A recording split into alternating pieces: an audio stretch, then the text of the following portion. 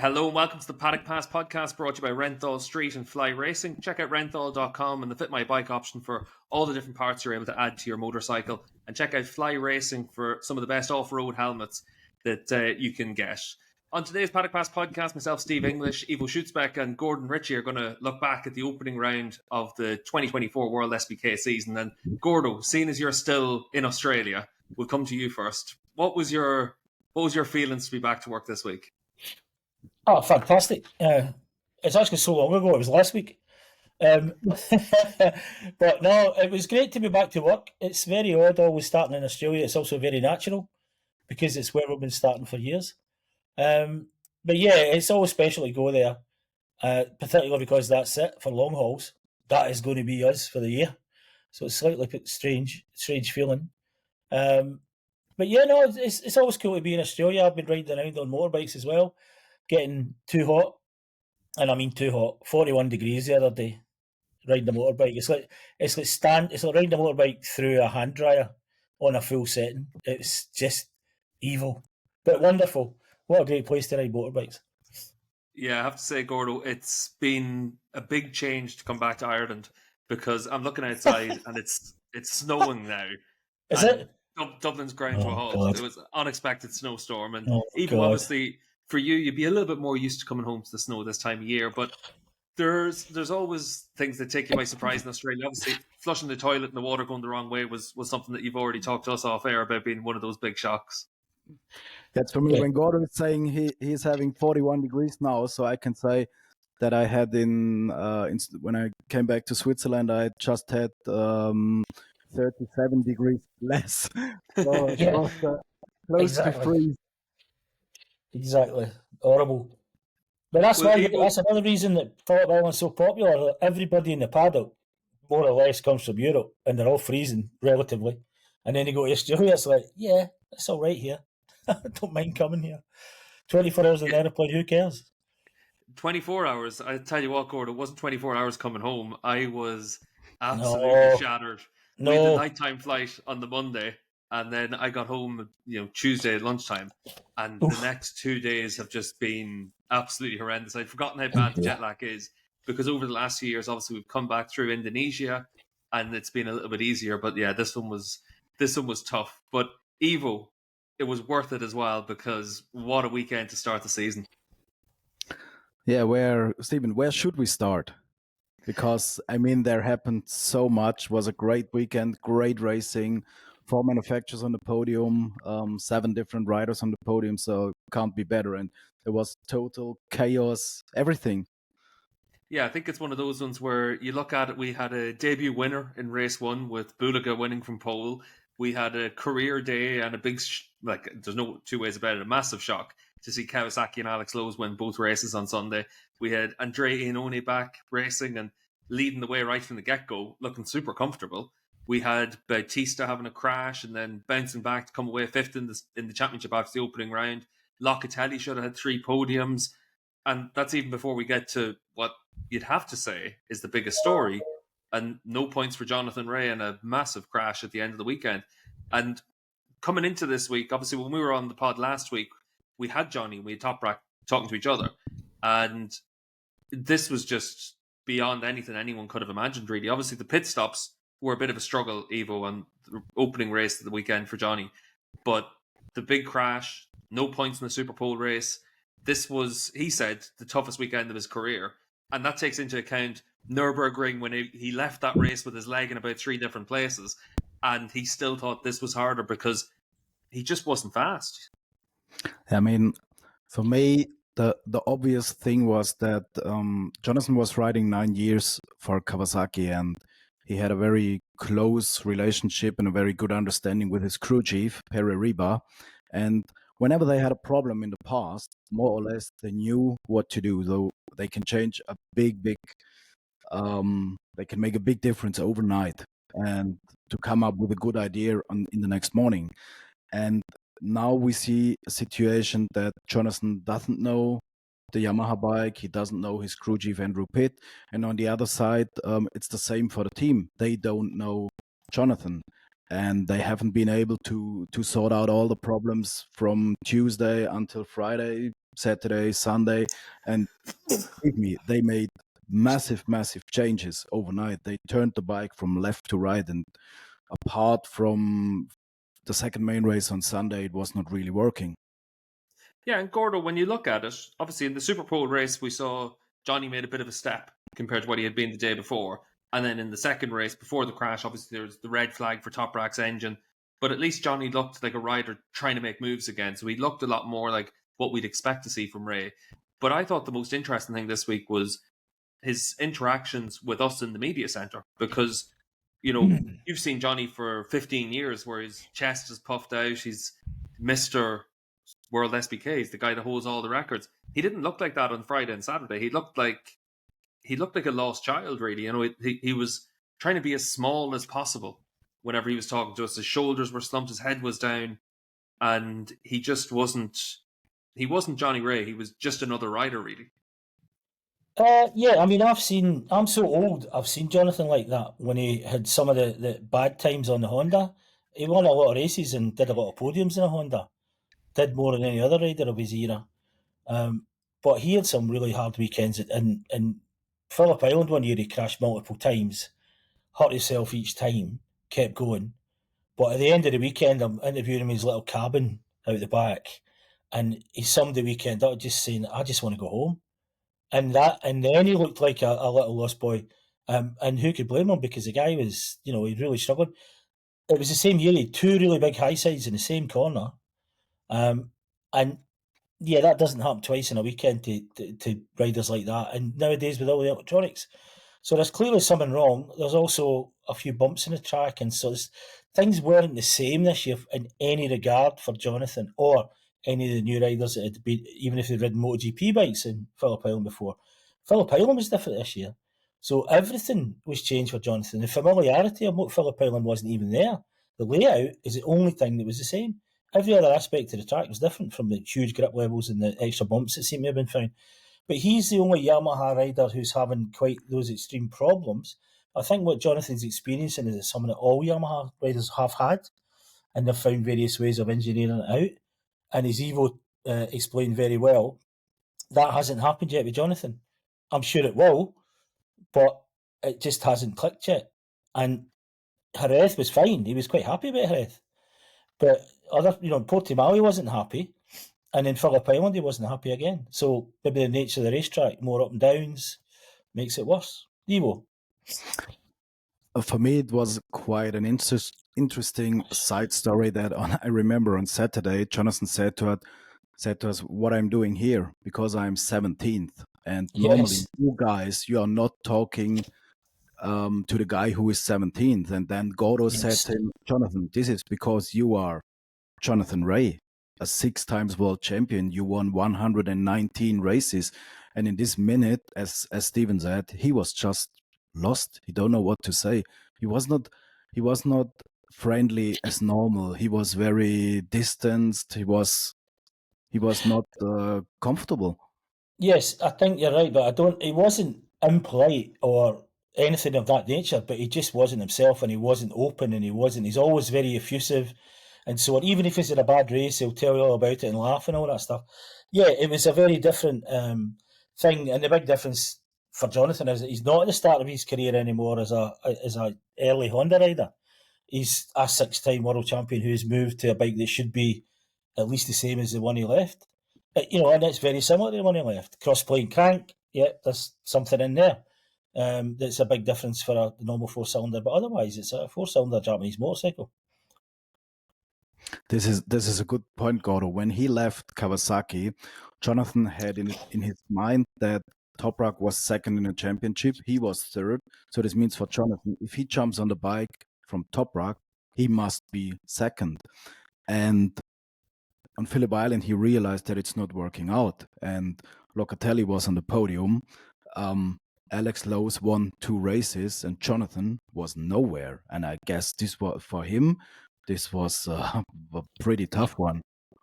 Yeah, and I think, Ivo, it's one of those things as well. When you look at the weekend, imagine the mindset that Johnny has. Like, obviously, you mentioned about new crew chief. He's been working with Paribas for 9 years. It wasn't always easy for them, but they were able to make it work because, especially at the start of their time together, World SBK wasn't like it is now. The Kawasaki was the best bike on the grid. They were able to make the difference. You didn't have to beat 15 guys like you have to do now. Whereas you switch over to work with Andrew Pitt. I said it on the broadcast, I think in free practice on Friday, that you're a marriage when you're a crew chief and a rider. And I had it whenever I was in college, and you said, yeah, I'll move in with one of the friends from college, and you think everything's going to be great because you've gotten on really well. And then within 2 weeks, 3 weeks, 4 weeks, you think, my God, I just don't like this guy, because you suddenly find all those foibles that they have. You know, it could be that they don't do the dishes. It could be anything that just pisses you off. And for Johnny and his crew chief now, Andrew Pitt, they need to figure out how to coexist. They need to figure out how to live together, because that's one of the big challenges for any rider when they change teams, when they change crew chiefs. We know Pitty's very good. He's finished top 3 in the world with Van der Mark, Alex Lowe's. He's always been successful, so it will work for them. But it's trying to figure out that relationship, and that's the biggest challenge that they're going to have, really. Yeah, I think the problem is metal, in my opinion. It's metal, it's springs, it's electronics, it's all the things that aren't those two human beings. But the trouble is that's now put a strain that no one expected to see there. Not necessarily between them, but on everyone in that team, everyone. You know, and they had a bit of a mishap in one of the races with the wheel change and so on. Very unlike them. So yeah, I think the trouble is that it's been a long time since Johnny's been signed for them. And I think we've all built up this false sense of expectation that Johnny would just kind of slip in there, and after, you know, when he went fast at Jerez, they're thinking, well, there you go, he's already there, it's fine. But it's just not worked out that way at all. And it's been so much worse, there's not a word for it, than any of us expected. I mean, really, it's been so much worse. There's no two ways about it. It's as tough as it could have been for them. And like you said, Gordo, the onus falls on everyone. But what I found interesting is, coming into this weekend, we did say it last week on the pod, this was the worst place for Johnny to come in to make his debut for Yamaha, just because we knew all the other Yamaha riders were going to be really strong. Ivo, the new track surface, it probably exaggerated that even more for Johnny, because we saw it where the riders that were able to carry that corner speed rolled through the corners, like a Locatelli, or Remy was actually very fast on the GRT bike as well. Didn't really have anything to show for his weekend, but his speed was really good. And Johnny's style is just so different to their styles. He's a superbike rider through and through.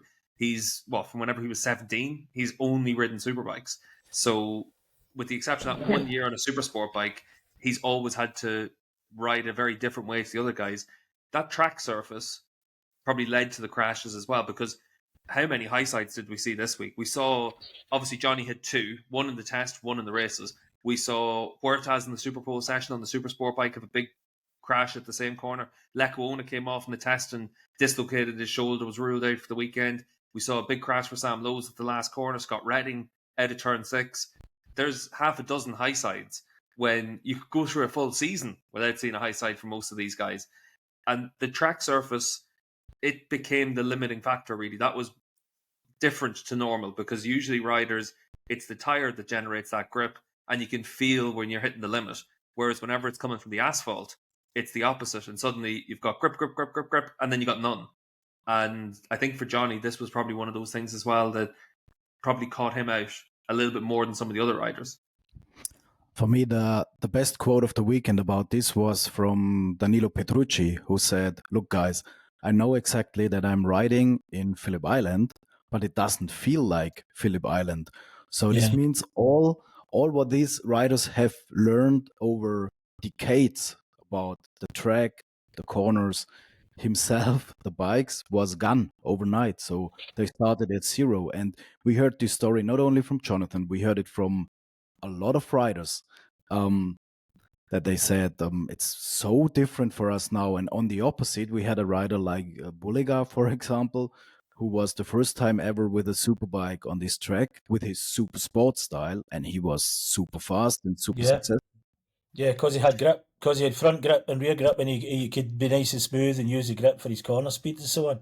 Didn't have to spin it to steer it. Everybody was expecting a spin to steer again at Phillip Island this year, and absolutely no one could.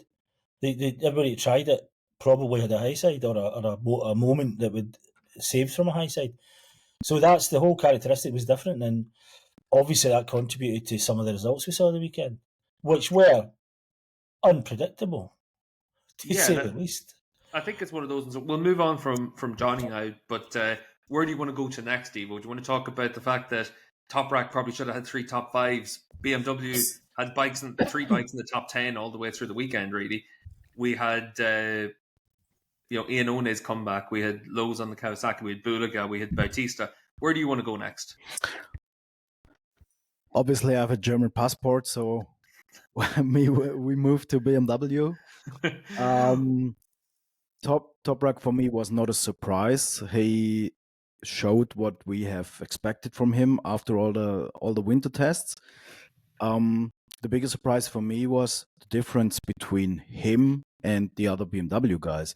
I just wrote a story in the morning for my Speedweek magazine, and I made a comparison between last year and this year. And BMW in general made a big step forward, but the gap between Toprak and the other 3 is obvious, and I did not expect this because we are talking about world-class riders. I mean, Michael van der Mark, Garrett Gerloff, Scott Redding, these are really, really good riders.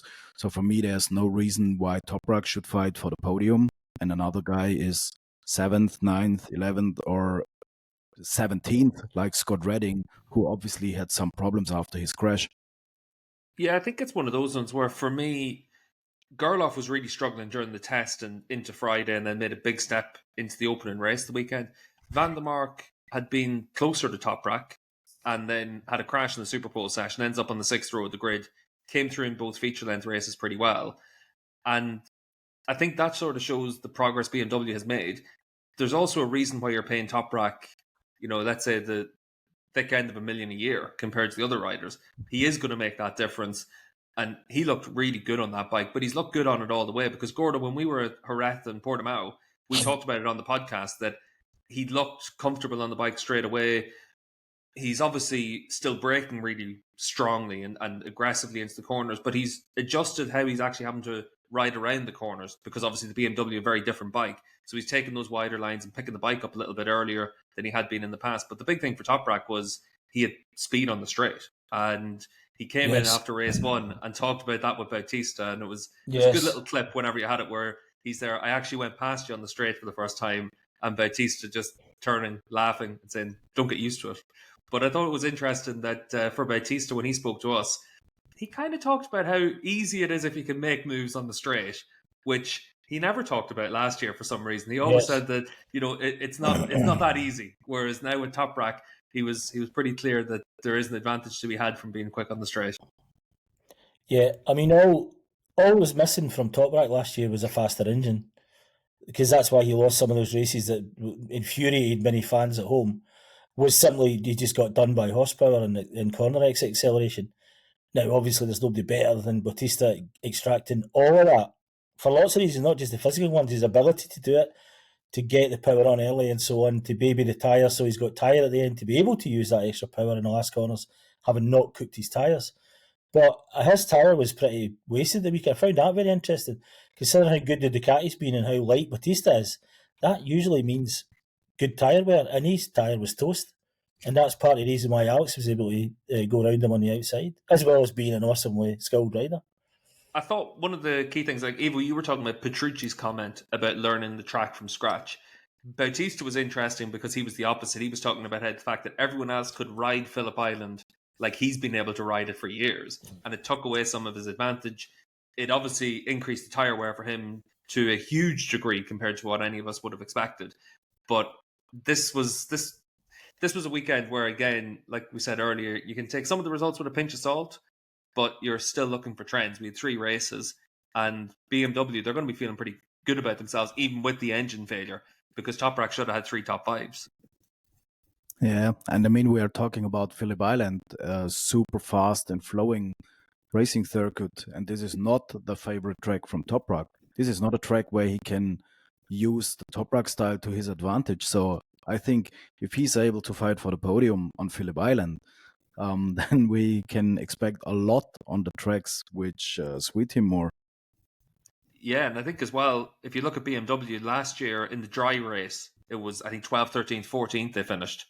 And this year, obviously, a big step on that. What was also interesting from the times when you look at it is that with the extra grip from the track, everything was so much closer because the Super Pole race, we had a big group of 10 riders at the front.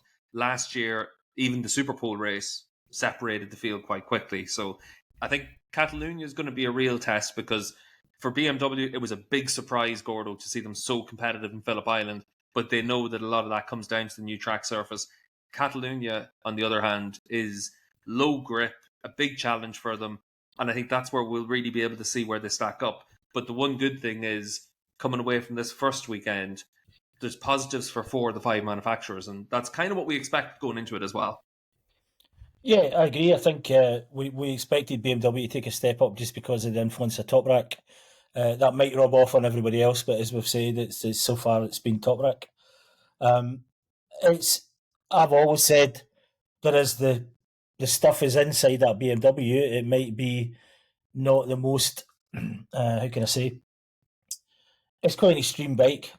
They've managed to tame it and calm it down a bit, and they've now kept their top speed, it seems, and the power. And that's what was needed. They seem to have sorted out a few of the technical gremlins in terms of extracting all that power, not losing too much heat, and therefore keeping the bike powerful all the way through the race. So the bike's better, let's not forget that. But Toprak has definitely been the difference. It's a simple thing. The 3 aliens that we've spoken about for the last 2 or 3 years, and the Superbike aliens are still the Superbike aliens. What we've now added to is some people from outside. Hopefully, what we wanted to see was 3 new aliens joining the existing aliens. As it stands, well, one of the aliens wasn't even at the pictures.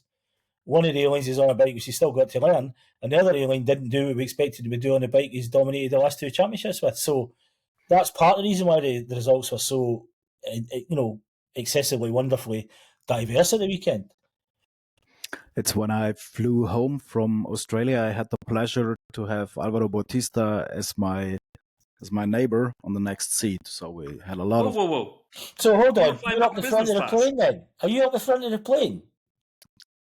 Where should I be? That's true. With us up the back? No, Gordo, that's your place. I actually had the pleasure of, no offense, Gordo, someone twice the size of you beside me on my flight home. So it's well. it's a little bit different to Ivo's experience. You do see a few frightened faces when I start walking up the aisle. I have to say that. Back to my very good story. So yes, sorry, Ivo. Sorry. We had a long chat about everything from women until little children. And my last one was, I said, Alvaro, I need to earn some money. So if I would make a bet for the top 3 in the championship, what should I do? And he said, yeah, go for the same top 3 like last year. So he knows exactly that Phillip Island was not the truth for the season. That this was an outstanding, very special racing weekend, like we have more or less every year. And I said, yeah, what's about Alex Lowe's? He won 2 races, and he said, yeah, he will not do this every weekend. And the only other rider he mentioned was his teammate Bulega. He said he will be top 5 in every race. He's very, very strong. And I think a guy like Bautista, he knows exactly how fast all the opponents are. Yeah, just about Bulega then as well, because I think Bulega's quite an interesting one, because speaking to the riders that were battling with him on Sunday, they all said that until their grip level went down, Bulega wasn't really putting much pressure on them. Obviously, a factor of that is you're also trying to be patient during a race. But I think until Bulega has to come through the pack a couple of times, that's whenever we'll really see what he can do. But with the factory Ducati, he's obviously a step forward on Rinaldi. And for many years, I've always said Rinaldi was a perfect number 2. Because guess what? Bautista won the championships. Ducati won the championships. So he did his job. He finished top 6 in the World Championships. And he won some races. Lots of podiums. But Bulega has already done something that Rinaldi could never really do. And that was the pole, the fastest laps, the win, and just looking so comfortable. It was interesting. I was on Jason Pridmore's podcast with Greg White. And one of the things JP said was, so often through the weekend, it just looked like Bulega was cruising around. And then you look down at the timesheets and he's putting in 28s and 29s, and it was just comfortable for him. I said last week, I didn't give him enough credit in the Super Sport class for what he did last year. And on the basis of this opening weekend as well, he's lived up to the expectations that everyone had after winter testing. But now we've got Catalonia, Aston, Misano, Donington. Let's see what he can do. He's proven he can ride a superbike. Now let's see how consistent he can be. I think the thing about Bulega is that his riding style naturally, and he's very tall, so he doesn't really have to move around the bike as much. He can just lean in and lead out. He seems quite old-fashioned in his riding style, and he's very tall, even on a superbike. But the smoothness he's got, ultimately in Supersport, the first year he was there, the bike wasn't quite there. They kind of hobbled the Ducati a little bit too much because it's got 955cc, which is more cc than Cal Fogarty had for a lot of his career. So, running it as a Supersport bike, there were lots of discussions with people. So I think they hobbled it a bit in the first year. They maybe gave them too much in the second year. And then Bulega and then Caricasulo won a race as well. He just disappeared in Supersport. What he's now got in Superbike is, for the last few years, the best bike in the championship and the best team in the championship, with all that data and experience and so on. So you have to bring all these caveats and explanations in. At the end of the day, we're there to analyse what went on, not just to talk about what went on, it's to look at why. We're always answering that little question, why? And when you look at the ground, as you say, that the track was a big difference for Bulega, we'll see how he goes at different tracks. Fine. But I wouldn't surprise me if he does it the other way. What we're seeing is Bulega, what he can do because he's on a bike, in a team, and in a setup, with the confidence of being world champion and having tested a couple of times last year, he knows what he's capable of. And at Phillip Island, when other people were struggling, he wasn't noticeable though. He did one really good race, and then he was great in the other ones, but it wasn't the same standard. But Bautista turned up, won 3 races in his rookie Phillip Island time. Bulega didn't do that. Yeah, and I think as well, though, when you look at it, Gordo, there was a lot of Ducatis up at the front, and we had 3 rookies up there as well. We had Iannone on a podium on his debut, finished 4th in race 2 as well. Probably could have won the Super Pole race, which would have then obviously given him a better grid position for race 2 as well. We had Petrucci on the podium. For much of race 2, we had Rinaldi able to make a bit of an impression. Sam Lowes came in and pit stop problems like Petrucci in race 1. But for Lowes, it probably would have been top 8s all the way through the weekend, which would have been a really successful start for him.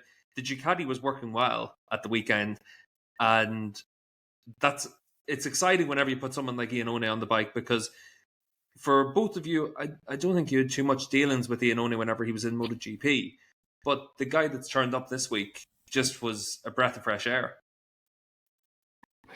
Yeah, I mean, absolutely. The guy was the guy.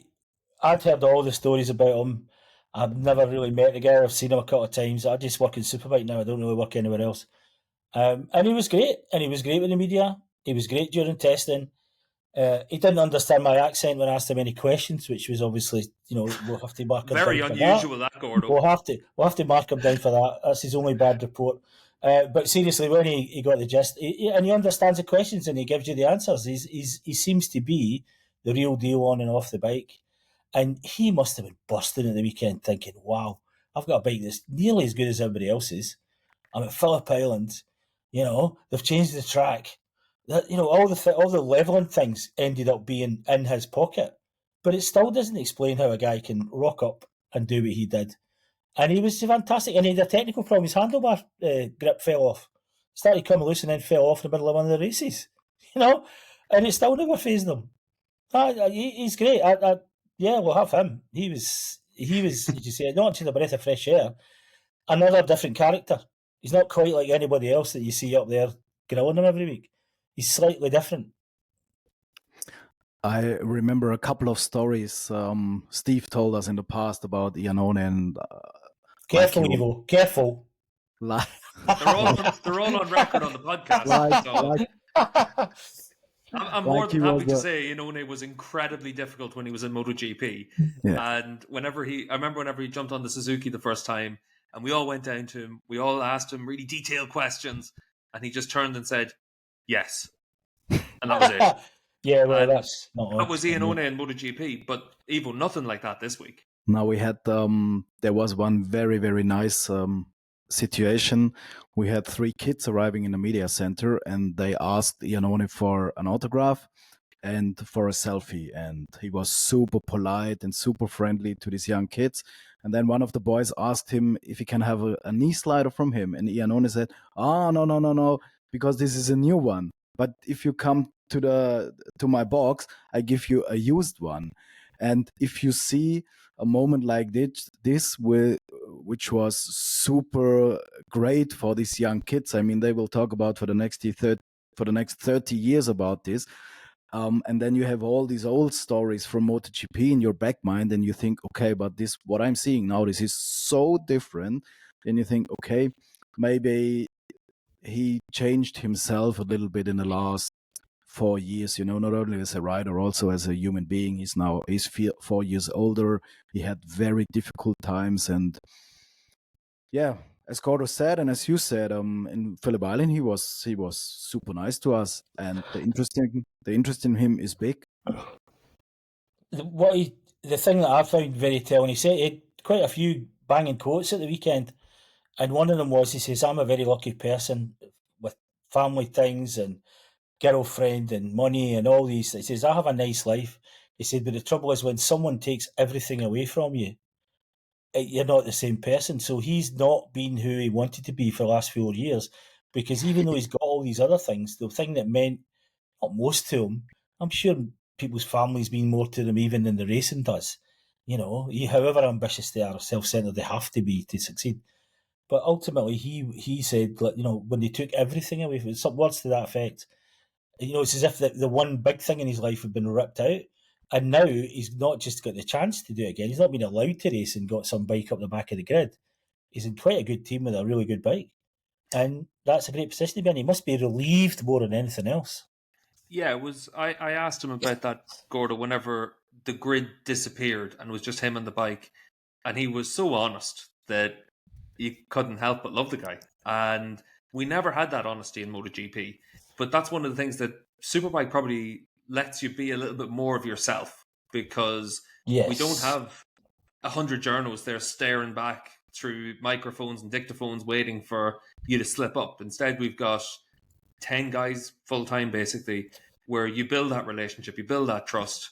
And I think for Iannone, this is much more in keeping with him rather than GP, because he is an outlier. You look at the tattoos, his attitude, all those things. But now he's got that chance for a second chance. And you said last week that there's no more important chance, there's no better chance than your second chance. Yes, absolutely. And the thing is, I've seen that happen to quite a few MotoGP riders. The MotoGP riders that succeed in World Superbike, and it isn't all of them, it's quite a few, but not all of them, are generally the ones that turn up and understand, oh, right, this isn't the same. They don't try and be a MotoGP star in Superbike because it doesn't really wash with anybody. And the defensiveness is so on. A certain Carlos Checa, who I used to do work with in MotoGP, was really like clearly a deeply unhappy person when he was in that pit box, really stressed, everything else. When he came to Superbike, he understood, all right, everybody's quite nice, and yeah, it's just as professional as anything else. But people aren't walking around with clipboards trying to look important all the time, and unfortunately there is a bit of that in MotoGP. And the riders feel it so much, they're under so much pressure to succeed. When they come to Superbike, it's like a freedom to succeed. Yeah, it's all right if you go and win. We'll like you either way, and it does seem to change. A lot of them that made it, even Biaggi became a slightly different person, and he was the world's worst for not wanting to talk to the media and stuff. Ivo, sorry. I would tell the story about Max Biaggi, but no, you're absolutely right. He turned from left to right. Yeah, I mean, and he would go back sometimes a little, but he would go back a bit and then he would come back forward again. And so, Max is Max. He's just a unique person. But I think riders understand that they're given a fair shake in Superbike. There's no one out with agendas against them. It's a different atmosphere. It's a different working environment to MotoGP. Just to go back onto the on-track stuff as well, because for Iannone, when we had you on the pod for the first time in Jerez in that round table with Alex as well, we spoke about Iannone. And one of the things we talked about was there's going to be some good weekends for him, there's going to be some bad weekends. The first 4 rounds of the calendar, 4 places that he knows, so he should be strong at all of them. but it was the fact that he was so ready for this. He led right from the get-go in race 1, didn't really make too many mistakes. Obviously, in race 1, he missed one backshift into turn 4. He had an engine braking issue as well. Then the Super Pole with the handlebar. So there were a few little missteps. But he just looked like a guy that had just jumped straight through the 4.5 years since he was last riding. I mean, I'm very honest. He's surprised me big time. There was no question about his talent or his speed, but as you said, his weekend was far away from perfect. He had so many missteps and so many problems, and he showed the speed. He showed that he can handle very different situations, and he ended up on the podium. And with a little bit more luck or less problems, let's say, he could be even better. So for me, this was really impressive. Yeah, I think that the thing that got me was I asked him after all the tests had been done. So now he did all these tests and competition against other riders. What was the real difference between riding a MotoGP bike and a World Superbike? I said, is it more to do with the machine or the tyres? And interestingly, he said the tyres.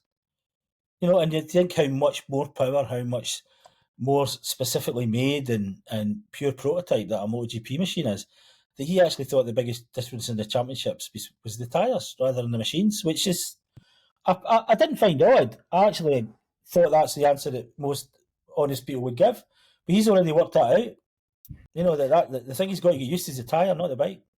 Just to add to that as well, Gordo, obviously, when we talked to Sam Lowes, whenever he jumped onto the Ducati in the tests, that was one of the things he said as well, that he hadn't found the limit of the front tyre yet, but that the extra feedback from the bike helps the rider so much. So for riders, even an Iannone with so many years as a premier class MotoGP rider, 3 times a factory rider, a race winner, a guy that achieved an awful lot in the MotoGP paddock, for him, he's able to get that benefit as well. And it probably made it where to jump onto that bike was helped quite a bit. But Catalonia is going to be different as well. Obviously, a track that he knows.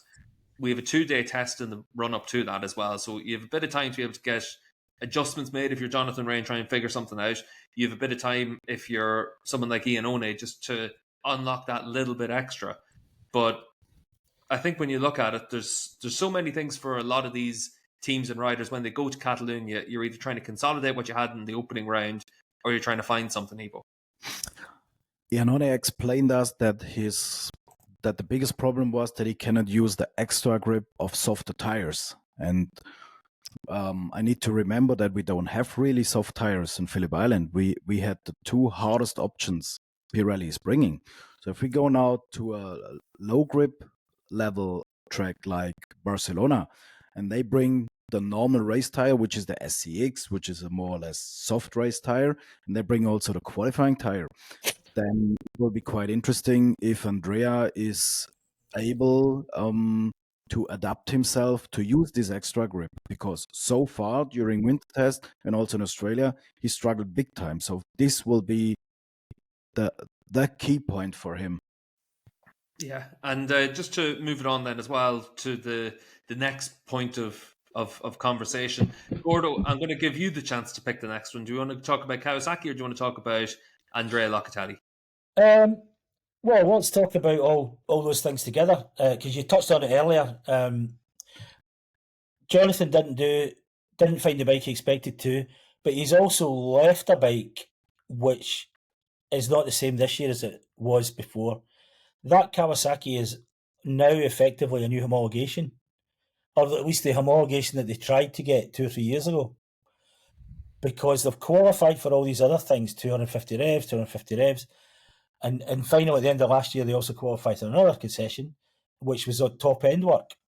So they've now effectively got that bike with 500 revs that they expected to have 2 or 3 years ago.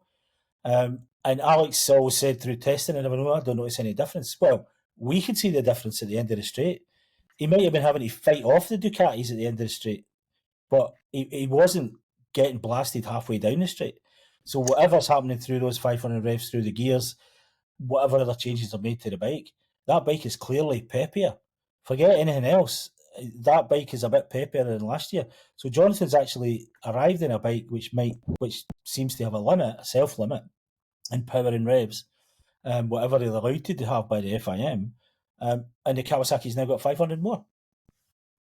I read a quite nice comment on our website where a user said if Jonathan Rea would know that Kawasaki is receiving 500 revs more, he would stay. And I thought by myself, he knew exactly how the technical rules will be for this year, which will be the maximum revs, and he decided anyway to leave. And I mean, now Kawasaki proved to us that they did a quite good job over the winter.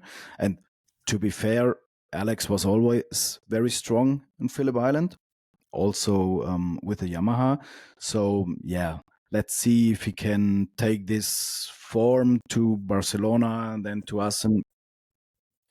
But I think there's one key problem that Kawasaki had last year, both lows, anybody on the Kawasaki, was because they had been, as they saw it, punished by not having this new bike allowed and to allow Jonathan to win another 2 World Championships. Ultimately, everybody's now benefited from that. Alex Bassani might eventually benefit from that. There's only 3 Kawasaki's in the championship currently. So that bike is now certainly better and faster than it was. And again, that was their missing piece of the jigsaw. They just needed a slightly faster bike. A lot of the changes they made last year were to make up for the fact that they didn't have a faster bike. And Johnny maybe tied himself in circles. With the 500 revs, that bike is transformed. Everything, the gearbox, everything just works better because it was designed to work with those 500 revs. And now it finally is. And look at what Alex Lowe's did with it. Even if it's Phillip Island, even if it was grip, everything else. That, no one saw that coming. I don't believe anybody saw that coming. Yeah, I think 2 wins, not 1, 2. I think, Gordo, it's one of those ones where, like, we'll take the results out of it for now, but when you look at the Kawasaki, Phillip Island's got a fast last corner, 3rd gear, click into 4th on the exit, you come across the line, 5th into 6th, and then it's got that downhill run into turn 1. That played a factor as well to give them maybe a little bit more parity compared to the Ducatis.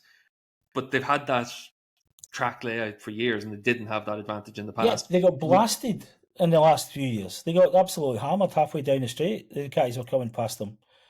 So that's the difference. What we saw was the ability to be able to fight.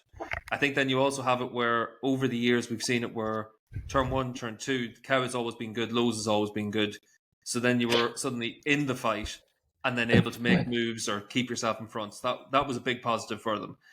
But I think Catalonia, again, like I said, that'll be a good test to see where they're at. Assen as well. The one thing about it is, even if this is only for one weekend, we saw something from Kawasaki that was totally unexpected. We saw something from Lowe's that was totally unexpected. Yeah. And for Sunday, he was, like, at the end of the day, if you ride around the outside of Alvaro Bautista into Lukey Heights, you're the best superbike rider in the world on that given day. Because what we saw was a rider that had total confidence. And I think that it's interesting to look at it from, we talked about Johnny having to learn a new crew chief and work with a new team. It's the same for Lowe's. Yes. But it's pretty clear as well he's been energized by that change. Now, that's not to take anything away from the work that he did with Marcel in the past. They were able to win in Phillip Island as well. So like Ivo said, it's always been a good track for him, right back to the Suzuki days. But to do the double in the manner that he did, I think that speaks an awful lot for Parariba and the approach that Reba brings to things. Because obviously for Johnny, we talked about the fact that you pay to get out of your Kawasaki contract and then you see them do this. But I think for Johnny, the 500 revs, he knew that was coming. I think he would have expected that Reba was going to leave with him, because years ago, whenever there was talk of going to Suzuki and MotoGP, it was as a package deal. So I think he would have been thinking, if I leave, I'll take Reba with me. And then I think that maybe if he had known that he wasn't going to be able to take all of his crew with him, it might have changed his perspective a little bit more than the 500 revs. But you make your bed and then you have to lie in it. I think, if my chronology is correct, Johnny knew that they had the availability of 500 revs. They couldn't use it. And it was not necessarily guaranteed that by the end that Johnny had signed long before the final, the results were so bad that they got more concession points and finally able to use the top end changes that they had. There's also been 20% inertia change, which is another thing Kawasaki desperately wanted. That, when I saw that there, I thought, well, that's Kawasaki's thing. They want, because they always had a low inertia engine when Tom Sykes was winning. their bike seems to work better with that lower inertia engine. So that was their thing that they wanted out of the rules. So Johnny knew that this and that could happen, but didn't happen. I think Ivo's point is right. I think Johnny just needed and wanted a change. He just thought that if I'm getting beaten by a Yamaha, I should be on a Yamaha. I don't disagree with you there. But, as I say, it's a different thing. And even when you're talking about Perry and everything else, Perry's got 500 more revs to work with, and his new rider, who's a very experienced rider and knows a Kawasaki. It's not like he's come from another manufacturer. So, yeah, I mean, the Shakespearean nature of all that stuff that's going on in there is fairly obvious to everybody, Immediately 2 wins. But, yeah, we'll see the rest of the year how good that bike is compared to last year's. But there's a lot of changes. So it's not just the people, it's not just the bike, it's everything. But it certainly worked at the weekend. 2 wins. I mean, come on. And leading the championship. Yeah, by 9 points, not 1 or 2, by 9. It's cooking. Yeah. I thought just for the manner as well, Ivo, in those 2 wins, we saw that in the Superpole race, Lowe's hit the front. I think Toprak was in second, and he knew that he needed to get his head down and time trial for as long as he could just to make sure he could open up a bit of a gap. And when Locatelli came into second, he couldn't make that much of an impression on it. Race 2 was obviously very different. We saw Bautista afterwards very obviously saying how difficult it was for him to find the grip. But Lowe's able to look at it on the bike and say, I've got 3 laps to go. Alvaro's struggling, but I don't want to go hit the front now and burn through my tyre as well. I have to leave this as long as possible, as late as possible. But I don't think he wanted to leave it quite as late as Lukey Heights. But when Locatelli came down the inside, it kind of splintered Bautista and Lowe's a little bit. So you have to make the move there when the opportunity presents itself. But that was a brave move to go around the outside at Lukey. And for a race-winning move, I haven't seen many of them like that in Phillip Island. Yeah, on the other hand, Alvaro said to me, look, you could do that move in this corner because I was so slow. And I said, I'm not pretty sure if I could do that move. It's a fast left-hander, Ivo. It sets up nicely for your background. Yeah, I'm a former speedway rider, so probably I would drift a little bit more, but I'm not sure if this would make me faster. I mean, this was the move of the weekend, without any question, and apart from any problems Alvaro had. And Alex, in reality, he had a quite unspectacular race until this moment. And then, it was fantastic. Yeah, and to his great credit, Alex did say, I just had more tyre than him at the end.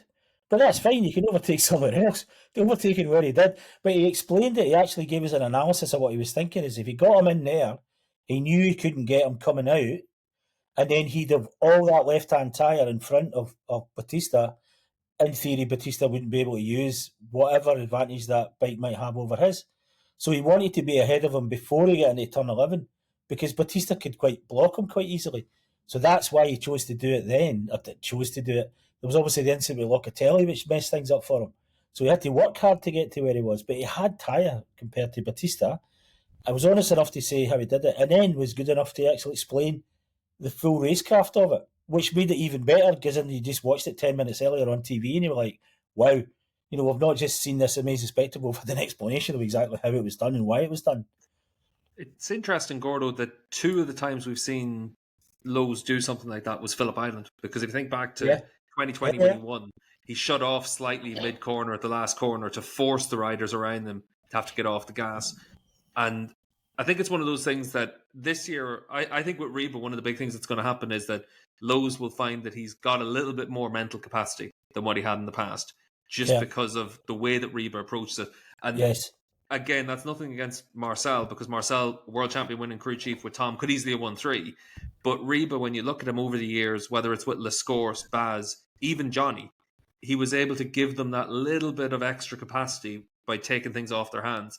And that could be a bit of a difference as the season goes on. I don't think we're going to see it, throughout the course of the season, where we get what we got from Kawasaki this week. But at least we've been able to see something from them that was very unexpected. And we saw that from their reaction as well, because on pit wall, this team that has won, 115 races with Johnny, or 110 races with Johnny, whatever it was, 6 world championships, they were running around like it was their first ever win. This was how much of a surprise it was for them as well.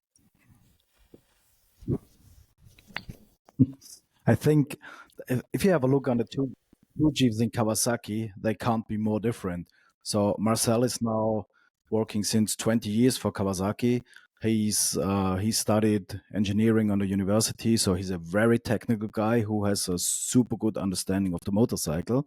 Perry, on the other hand, is a former racer who has this special feeling for his rider.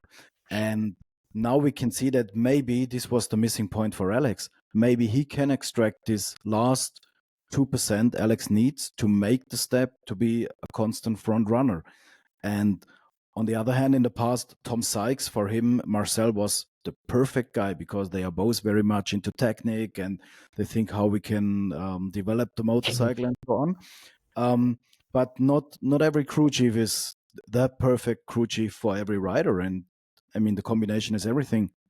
Yeah, and I think Ivo, that kind of takes us into Locatelli as well, because he's got that crew chief change. And from what I was told in the background at Yamaha, it was a push that Locke was making as well to move away and have a new crew chief for this year. Obviously, bringing in Tom O'Kane was unexpected, but to bring in someone like Tom, super highly regarded, and again, chalk and cheese to Andrew Pitt. You know, Tom is probably the quietest man in the World Superbike paddock, just like he was the quietest man in the MotoGP paddock. Whereas Andrew, you always know where Andrew Pitt is. And for Locatelli, this is a change where maybe what he needs, and a little bit like what we talked about last week on the pod, what he needs is a crew chief that just unlocks that little bit of extra technical prowess for Locatelli and gives him that bit more. And then we'll wait and see what happens. Like, Locke was very strong in Phillip Island last year as well. So a little bit like Lowe's, you have to wait and see what he does somewhere else. But I was speaking to Tom after Saturday's race, and I was asking him how he'd been approaching the job at Locatelli.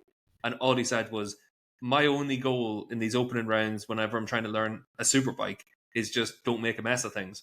And sometimes just looking not to fuck it up is the best thing in the world for a team and a rider, because it gives you that confidence to build run after run, day after day, and then see where you're at. Locatelli's kind of the guy who, certainly in his early Superbike days, he was been told to stop overthinking everything. He would be wanting to know exactly what was it, everything that the crew chief was writing down, every little thing, and it's like, no, we'll get, we'll talk to you later about all this stuff. Just download this information. And I think what Locatelli needs to do, and certainly has learned to do, is kind of trust other people and relax a bit. But having a mega technical guy, and again, we've got a similar thing. Andrew Pitt was a racer, not a technical guy. And you've got Tom O'Kane who's a technical guy all day. I mean, like Professor Brains, he's a really intelligent human being. But he's incredibly calm and quiet and a peaceful thing. Locke's very agitated. You can see Locke's always got everything under a pressure cooker. He's always, he's overexcited. He's overexcitable. I think somebody like Tom Kane will bring him down. Andrew is the most loquacious guy in the world. He just sits quiet. He's got, you can see him says it. But inside, Andrew's burning. Andrew's still a racer. He's burning away inside. He's a very intense guy. Inside, he's learned to control it and everything else. And a very, very good crew chief. And they did find something, but they basically turned that bike inside out trying to get Jonathan to go faster. And finally, they did find something, because obviously he showed a bit better, until it all went wrong for him. But yeah, there's like a lot of ground to go with those two guys.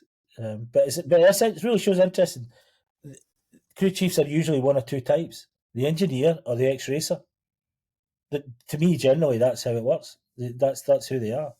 And if you're a team manager, you want one each, don't you? You don't want two engineers, you don't want two racers. You want one each, and they can help each other. I think that's a good point as well, Gordo, just to have that balance between them when you go into your debriefs at the end of the day and just see what's happening. Obviously, for Yamaha, with 4 world champions on their official bikes, Brad Ray, a BSB champion, Phillip Ertl, a Moto3 race winner, they've got 6 really good riders that they can pool all the data from as well and try and figure something out. You mentioned about the issues Ray had and then the step on Sunday. I was talking to the Yamaha guys and they said all of the riders had the same chatter that Ray had, just for Johnny, whether it's down to his style or the setting for the bike where he sits, because Johnny has always sat further back on the bike than a lot of riders. Maybe it's just exaggerating a bit. That's where we've got the Catalan test. We're in Catalonia in 3 weeks' time for the next round, but we've got a test before that, and that becomes super critical, Ivo, really, to see if people can make that bit of a step for the next round. Are you going to be down at the test, Ivo? Yes, sure. I'm always there. Obviously enough. Obviously enough. If there's superbikes on track, you're going to be there. Gordo, for you, will you be down at the Catalan test as well, or just the round? I will be at the test. My wife will be sunning herself in a hotel while I'm slaving away over a hot computer. And then we're going to have a mini holiday before the race. And then I'm going to go to the race after, and she's going home. So that's a new experience for me. The last time my wife was at a race with me was probably BSB at Mallory Park in 1994. 95. That one was probably a bit nicer than Mallory Park as well, I will say. Mallory Park had a invasion of the crowd into the media centre because no one was on the door to stop them, and they get a great view of the track from the media centre, and we tried to throw them out and they weren't having it. It was very weird. It was very weird. Gordo, in Germany we say don't bring your own beer to the Hofbräuhaus. Hey! I will say that to my wife, and then she'll seek you out and slit your throat. But she'll do it nicely. She'll be very polite when she does it, Ivo. She's a very nice lady. Ivo would be delicious as well after that, I'm sure. Gordo. Sarah will figure a way to cook for us all for him. You've got a very, very, very coloured view of how things are in Scotland, Steve English. I'll tell you that, pal. I'm not saying she's a cannibal. I'm just saying she'll make magic out of Ivo. No, I'm a cannibal. Yeah, well, I don't think I'm going to be at the test. But what? Yeah, well, if you two are there, I don't need to be there, really. I had a look at it, and it was just ludicrously expensive from Dublin. So unless there's a little bit of a sale on, I'm not going to be able to make it. But the one thing with the test somewhere like Catalonia as well is there's a bit of everything at that track, Ivo. We've got the long straight, you got fast corners, you got heavy braking zones, and it's a real test for the rider and the bike. So for so many teams and packages having something new for this year, it's pretty ideal to go to Catalonia whenever we should have it where good conditions and a little bit more time on the bike for a lot of guys like Johnny to be able to try and figure something out. Yeah, and normally the teams and the riders are saying that if you can perform in Phillip Island and if you can perform in Barcelona and you do also well in Assen, which will be the next round, then you have a pretty good chance to be in front during the championship. And I think after Barcelona, we will have a much clearer view what's going on. Yeah, I think that's for sure. And Ivo, for everyone listening, whereabouts will they be able to get all your news from Phillip Island, your plane chat with Bautista, and everything from the Catalan test? Yeah, you can read everything on speedweek.com. We do really a lot about World Superbike, but also about all the other, from Formula One to motocross. So whenever you're interested in motorsport, you're right on our website. And for you, Gordo, as well, obviously the opening round of the year, anywhere new for anyone to be able to find your stuff from Phillip Island? My stuff from Phillip Island will be on Cycle News and Australian Motorcycle News are the two primary outlets. And the official race programmes and try and make them as magazine-y as possible. So you'll always be able to read a kind of magazines thing. I did a statistical thing trying to prove who were the best riders of the championship based on their career stats, which is a lot more interesting than it sounds and a lot more fun to do and a lot more difficult. It was one of those things you wish you hadn't started, but it was a very interesting thing to do. So yeah, that's another outlet is you can read them on and I think they publish them on the website as well. So you don't even need to be there. You could read a lot of stuff from Gordo and Speedweek also, because he's working since over 20 years for me, but he's pretty lazy, so he's not providing so much to me. No, when Ivo says lazy, what it means is that every single story I think I'm going to write, Ivo's there before me, ferreting away, already up with up to his elbows, I keep saying, Ivo, I've got this story, and he goes, read my website. And it's like, oh yeah, it's already there. This is why we are called Speedweek and not Slow Week. Yeah, but I don't work the same as you anymore. That's not my primary thing. I find things out. I don't have to necessarily find everything out first all the time. It's just the nature of the way. The internet, which you guys have harnessed and found a way of using and getting stuff out, quality and quantity, and no denying it, Ivo. It's great. But the customers I have, it's not how they operate You know, they just need a different set of things. That's it. It's the truth. It's a different set of things. And anybody who does want me to work like that doesn't want to pay me. So, you know, generally work involves being paid. You know, otherwise it's, you know, long time since this was a hobby for me. This is my job. I want paid. I will say one Thanks very thing, much, you Gordo. know. To Go get on. paid, you have to put in your invoices. I'm not very good at that. You're the I'm world's really good worst at in the that. world for that. I might be nearly the world's worst for that. Yeah, probably. So, by the However, way, can I've we got send a an in- here to do it. So, where do anyway, we send our invoice to you, Stephen, or? Yeah, you can send it to me, Okay. Ivo, and it'll go straight into the suggestion bin, the suggestion box, and we'll be able to get So that this sorted. one was for free, like the last one and the And one the one before that. Yeah, you're cool. doing too many of them for free, but this is the problem. Yeah, no, that's fine for me. As ever for the Paddock Pass podcast, check out patreon.com/Paddock Pass podcast. We've got the Qatar Grand Prix around the corner, so obviously our Paddock Notes show, our daily roundup from each Grand Prix will be going live from that, and then we'll have plenty of content just to get ready for the start of the new season. On this week's MotoGP show, we had an interview with Danny Pedrosa. We had David at the Michelin factory as well, so really good insight into what happens for the manufacturer and the performance of the tires in MotoGP. So check out that show on wherever you listen to your podcasts. And we'll be back with a Superbike show after Catalonia, but we might have one before that as well on the basis of the test as well. But we'll see what way the chips fall for that one. Gordo, as ever, thanks for joining us on the pod. Absolute pleasure. And Ivo, good to have you on the pod again, and we're looking forward to having you on it all the way through this season. Yeah, pleasure. See you soon, guys. And a big thank you to Renthal Street and to Fly Racing for supporting the Paddock Pass podcast.